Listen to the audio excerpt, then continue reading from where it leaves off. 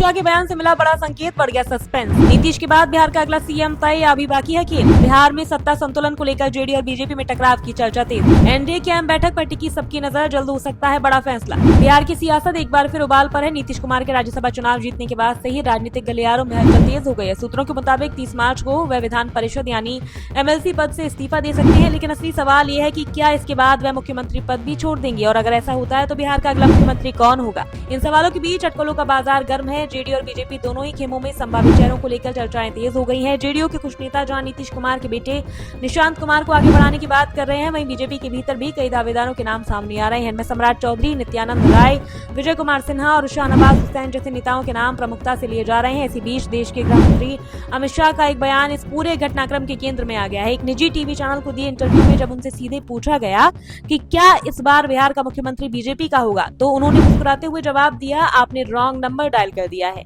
उनका यह जवाब भले हल्के अंदाज में था, लेकिन इसके राजनीतिक मायने काफी गहरे हैं। अमित शाह ने साफ कर दिया है कि वह इतने बोले नहीं है कि इस तरह के सवाल का सीधा जवाब दे दें। उन्होंने ये भी स्पष्ट किया कि बिहार के अगले मुख्यमंत्री का फैसला किसी एक व्यक्ति या पार्टी द्वारा नहीं, बल्कि एनडीए गठबंधन के सभी सहयोगियों की बैठक में सर्वसम्मति से लिया जाएगा। उनका कहना था कि बीजेपी में ऐसे बड़े फैसले संसदीय बोर्ड के माध्यम से होते हैं और सभी पहलुओं पर विचार करने के बाद ही कोई अंतिम निर्णय लिया जाता है। इस बयान ने एक बात तो बिल्कुल साफ कर दी है कि फिलहाल किसी नाम पर मोहर नहीं लगी है। साथ ही ये भी संकेत मिला है कि बीजेपी और जेडीयू दोनों ही इस फैसले को लेकर काफी सावधानी बरत रहे हैं। कोई भी पार्टी जल्दबाजी में ऐसा कदम नहीं उठाना चाहती जिससे गठबंधन की एकता पर असर पड़े। संवैधानिक दृष्टिकोण से देखें तो स्थिति और भी दिलचस्प हो जाती है। नियमों के अनुसार कोई भी व्यक्ति एक साथ संसद और राज्य विधानमंडल का सदस्य नहीं रह सकता। ऐसे में राज्यसभा के लिए चुने जाने के बाद नीतीश कुमार को 14 दिनों के भीतर एमएलसी पद से इस्तीफा देना होगा। यही वजह है कि 30 मार्च की तारीख को लेकर चर्चा तेज है।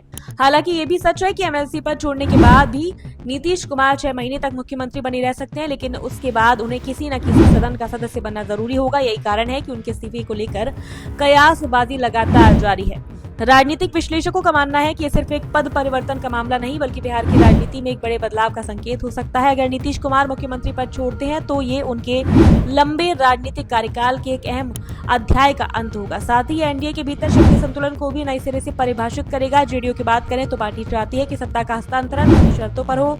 नीतीश कुमार की छवि और उनके अनुभव को देखते हुए जेडीयू किसी ऐसे चेहरे को आगे बढ़ाना चाहेगी जो उनकी विरासत को आगे बढ़ा सके। वहीं बीजेपी भी अपने संगठन और जनाधार को देखते हुए मजबूत दावेदारी पेश कर सकती है। अमित शाह के बयान के बाद साफ हो गया है कि आने वाले दिनों में एनडीए की बैठक बेहद अहम होने वाली है। ऐसी बैठक में मुख्यमंत्री के नाम को लेकर गहन चर्चा होगी और सभी सहयोगियों की सहमति से अंतिम फैसला लिया जाएगा।